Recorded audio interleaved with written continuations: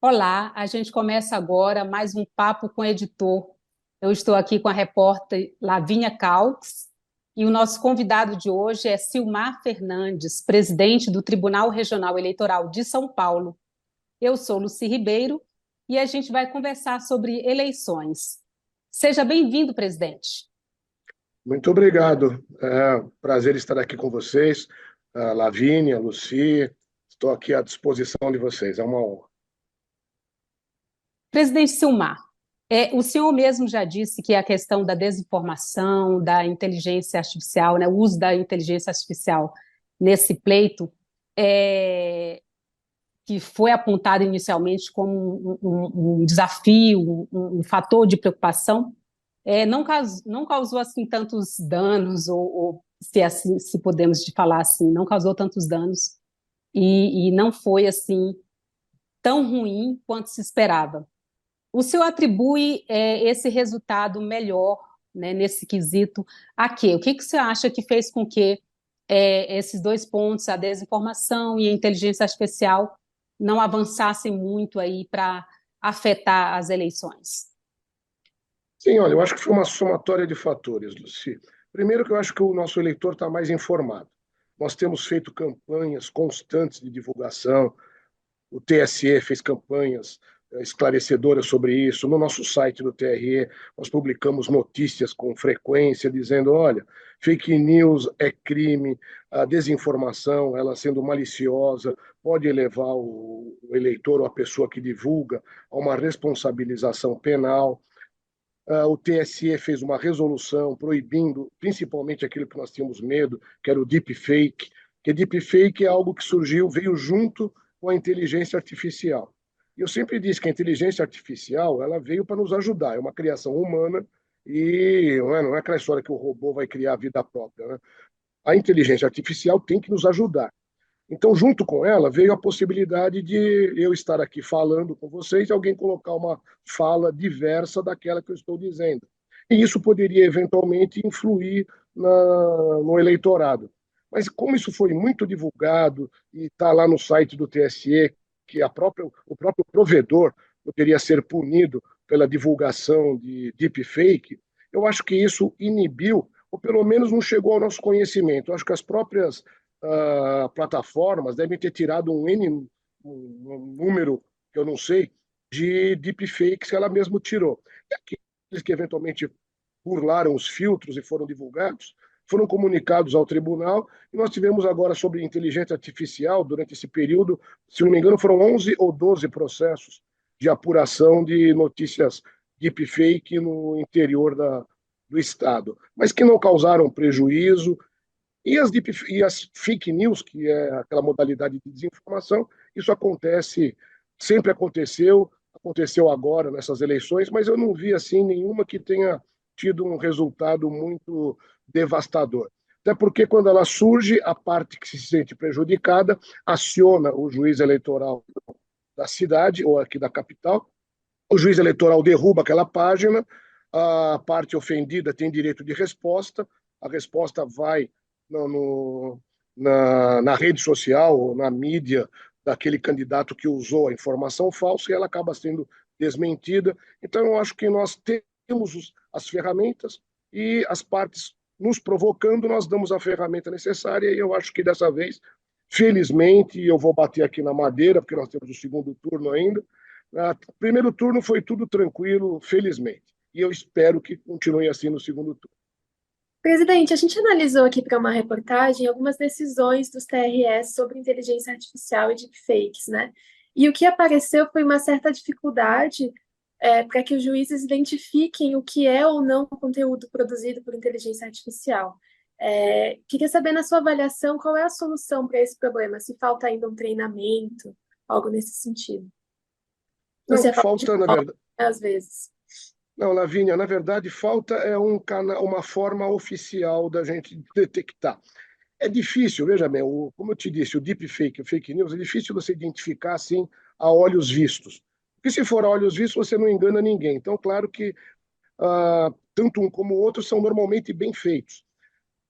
Numa das últimas reuniões que nós tivemos lá em Brasília com a ministra Carmen Lúcia, alguns colegas meus, presidentes de outros tribunais eleitorais, até sugeriram: olha, eu tenho um convênio com uma universidade, eu tenho um convênio com um instituto, que existe lá uma ferramenta que pode identificar com 90% de certeza uma notícia falsa em questão de segundos ou minutos.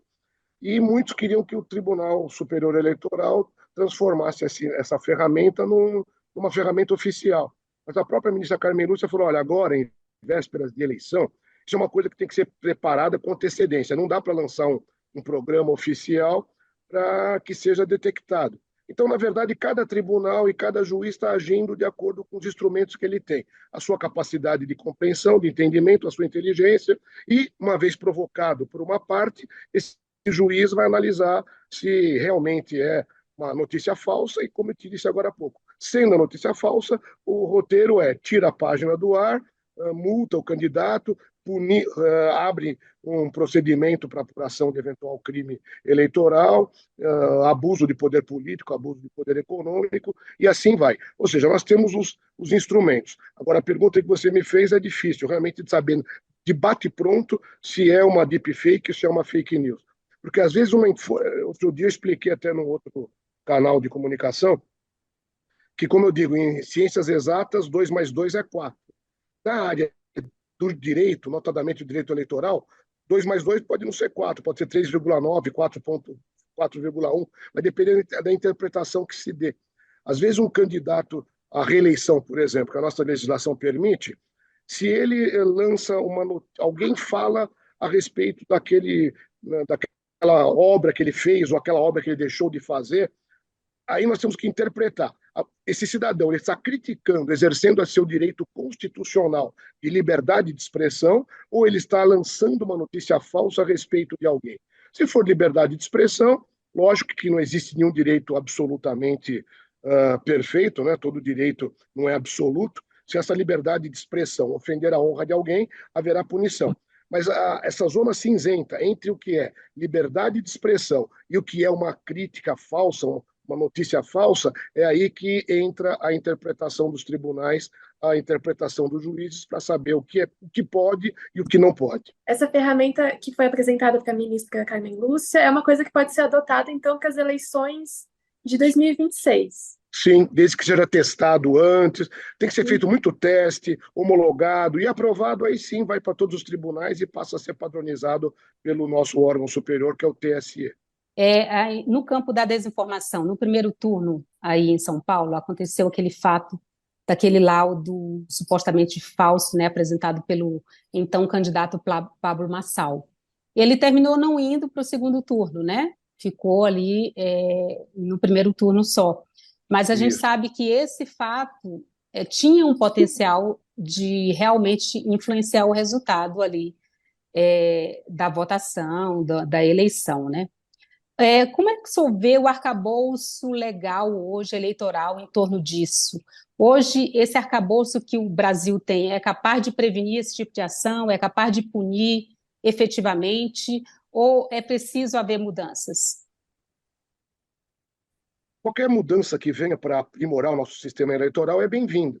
Mas nós dependemos de lei, né? Enquanto nós não temos lei posta, aquela que passou pelos trâmites legais das duas casas do Congresso e promulgada pelo presidente, então, não havendo lei, nós temos que lidar com aquilo que nós temos. É por isso que o Tribunal Superior Eleitoral, sempre antes de uma eleição, a cada 2 anos antes de uma eleição, o Tribunal Superior Eleitoral edita resoluções.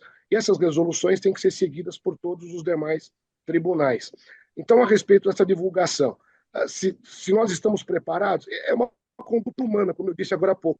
De repente, um candidato, não vou falar em nomes diretos nem casos concretos, mas um candidato na véspera da eleição, quer dizer, do primeiro turno, já não há mais a possibilidade de direito de resposta, porque a propaganda eleitoral já havia se encerrado. Então, alguém lança uma notícia falsa, é aquilo que eu falei, nós temos que depois correr atrás disso para tentar ver qual é a solução, qual é o antídoto. Foi lançado o veneno e nós vamos atrás do antídoto. Agora, eu acho que nesse caso específico que você falou, as medidas possíveis foram adotadas. A parte que se sentiu ofendida entrou com uma representação, foi para o juiz das garantias aqui. Primeiro foi para o juiz da propaganda eleitoral, que na capital é a segunda zona eleitoral. Foi para o juiz Rodrigo Colombini e ele tirou aquele documento da página do então candidato. Não satisfeito, houve um pedido de representação para retirar o perfil, ou pedido de prisão em flagrante, que não pode ser decretado, porque a lei eleitoral proíbe, nas vésperas da eleição, a prisão, a não ser em estado de flagrante. E o que o juiz da 5ª Zona Eleitoral de São Paulo, o juiz Rodrigo Capês, o que ele fez foi retirar, não decretou a prisão, mas retirou a página do candidato das redes sociais. E não satisfeito, esse candidato logo depois ainda abriu uma outra rede social que motivou novamente o mesmo juiz a, em continuidade da primeira decisão, retirar do ar novamente aquela outra página feita. Ou seja, tudo para nós também é novidade, nunca tinha acontecido isso antes. Então a gente vai aprendendo, é aquela história do acerto e erro. Nós vamos aprendendo e pode ser que para as próximas eleições nós já tenhamos uma normatividade que explicite esse fato. Olha, se alguém lançar um documento falso na véspera, é até punível com prisão em flagrante. Pronto. A pessoa já vai pensar 2 vezes antes de cometer o mesmo erro. Agora, mudando um pouco de assunto, presidente, o senhor falou em entrevista à Veja que a Justiça Eleitoral Paulista investiga 70 candidatos registrados no Estado por possível envolvimento com facções criminosas. Eu queria saber, desses candidatos, tem algum eleito? Tem. Eu já disse, então posso repetir.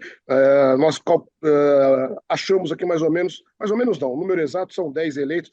Agora, num estado em que teve 80 mil candidatos, então 10 eleitos que possivelmente sejam ligados à organização criminosa é um número ínfimo. Mas até para que sirva de exemplo e de caráter preventivo e didático para as próximas eleições, esses 10, pelo menos, nós vamos depois, esse relatório de inteligência será encaminhado ao promotor eleitoral da região. Esse promotor eleitoral pode abrir uma AIGE. A AIGE, eu vou te explicar, é uma ação de investigação judicial eleitoral. O Ministério Público é o responsável pela fiscalização. Então, de posse dessa documentação, o Ministério Público Eleitoral pode pedir uma abertura de investigação. Nessa investigação, tudo em tese, pode ser decretada a quebra do sigilo fiscal e bancário daquele suposto pertencente a uma organização criminosa. Vindo a informação bancária, nós podemos cruzar as informações e ver, olha, de onde veio para financiar? Foi do fundo partidário? Não. Foi do fundo público? Não. De onde veio? Alguém doou. Quem doou? Essa doação pode ter vindo, de repente, de verba não contabilizada de dinheiro de alguma organização criminosa. Com base nisso, ficará aprovado o vínculo. Realmente, esse candidato eleito foi financiado por uma ORCRIM. Com base nisso, o juiz eleitoral pode perfeitamente cassar o registro, recurso para nós, podemos manter ou não essa decisão e pode chegar até o TSE também em terceira instância. Então, esse é o mecanismo que hoje nós expomos para tentar coibir isso.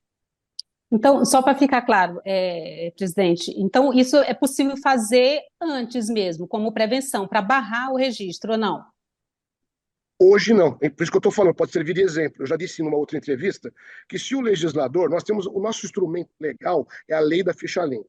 A lei da ficha limpa, a lei complementar 64/90, que foi uma conquista popular, a população se reuniu e mandou esse projeto, e esse projeto virou lei. Um dos requisitos lá é ficha limpa, por quê? Porque ele não pode ter registro criminal.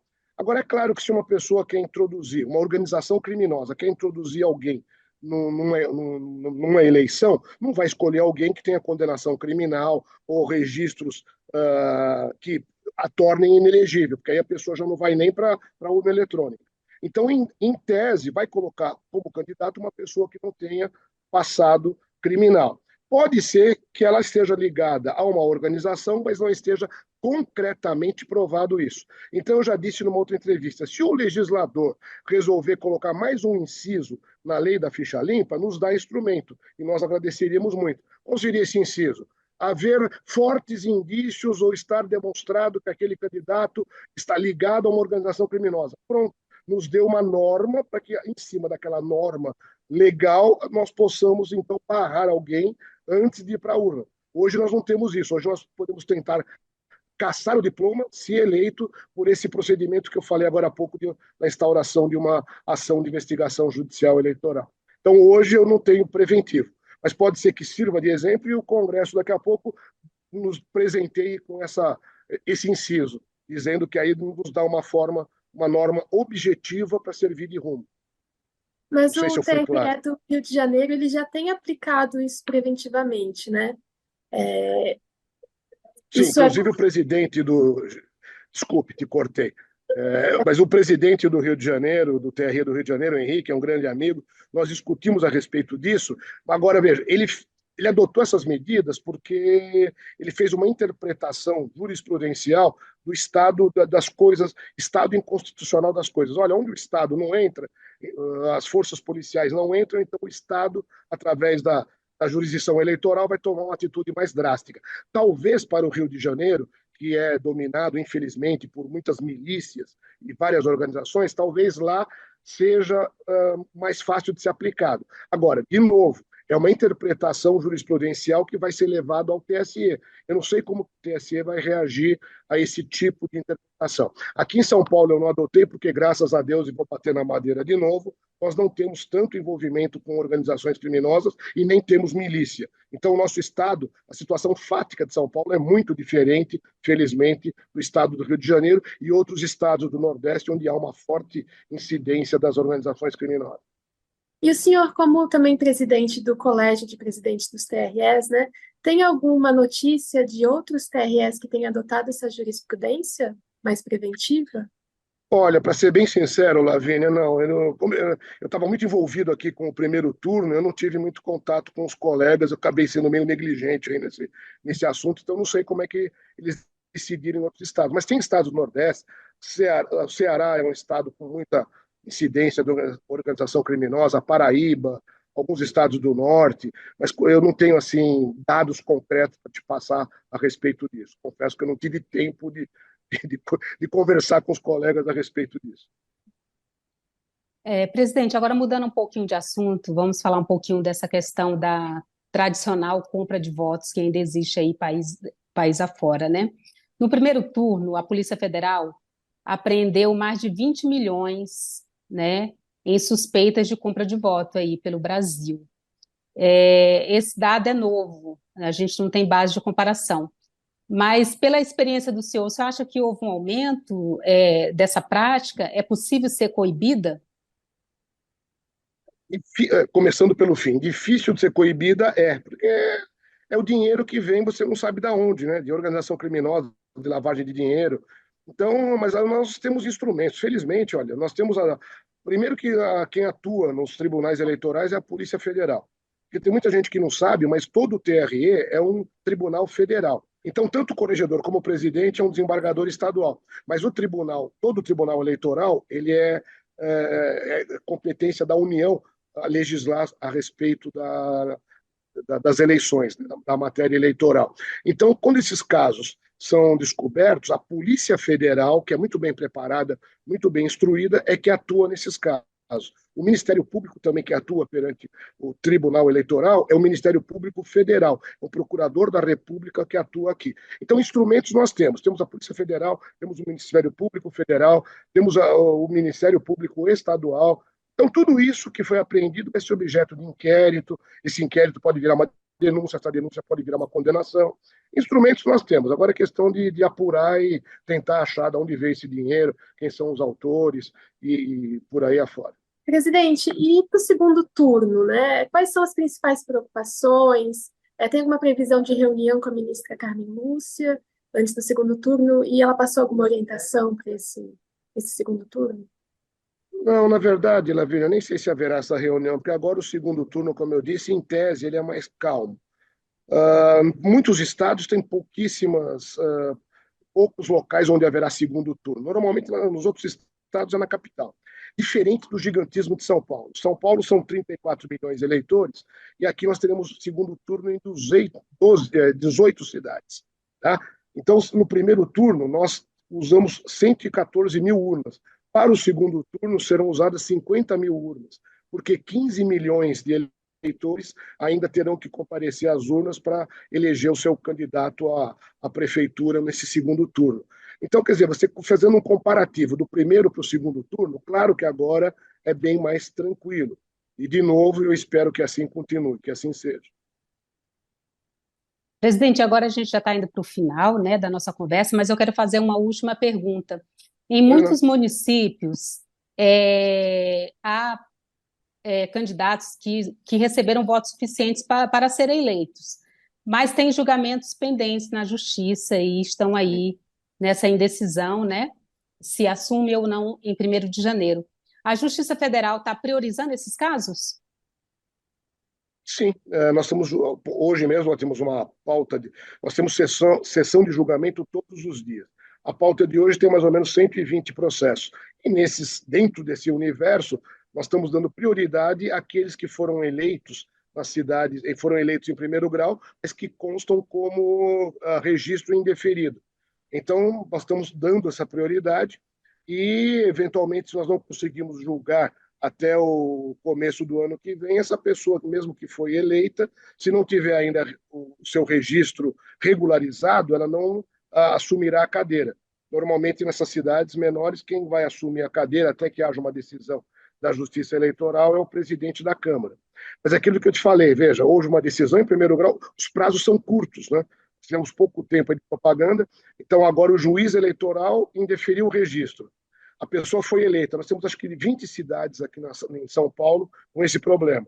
Nós vamos julgar agora aqui pelo Tribunal Eleitoral e não se esqueçam que sempre a parte que se sentiu ainda prejudicada pode ter acesso ao TSE. Então, eu não sei quanto tempo que o TSE vai levar para julgar. Se terminar agora, ainda este ano, no ano que vem, esse prefeito que foi eleito e que a sua candidatura foi confirmada, ele tomará posse. Se não conseguir até 31 de dezembro, o presidente da Câmara assume até que a situação dele seja definida. Ainda não pode assumir, né? Enquanto houver recurso no TSE. Não, ainda não. Ele fica aguardando, porque se eventualmente o recurso dele ele foi indeferido em primeiro, em segundo, em terceiro, não tem como, aquela votação é nula, os votos são perdidos, nós teremos que fazer uma eleição suplementar naquela cidade. Só para vocês, Então, antigamente assumiu o vice-prefeito, hoje já não tem mais isso. Então, se a chapa foi indeferida, assume o vice-presidente até que seja feita uma nova eleição. Então, presidente, a gente vai ficando por aqui. Obrigada, né, pela sua disponibilidade. O canal continua aberto para a gente conversar outras oportunidades sobre justiça eleitoral, sobre eleições, sobre política no Brasil. Eu agradeço aqui a repórter Lavínia Calques, o Léo Souza, que fez essa ponte remota, e mais uma vez ao presidente do Tribunal Regional Eleitoral de São Paulo, Silmar Fernandes, pela entrevista. Até um próximo Papo com o Editor.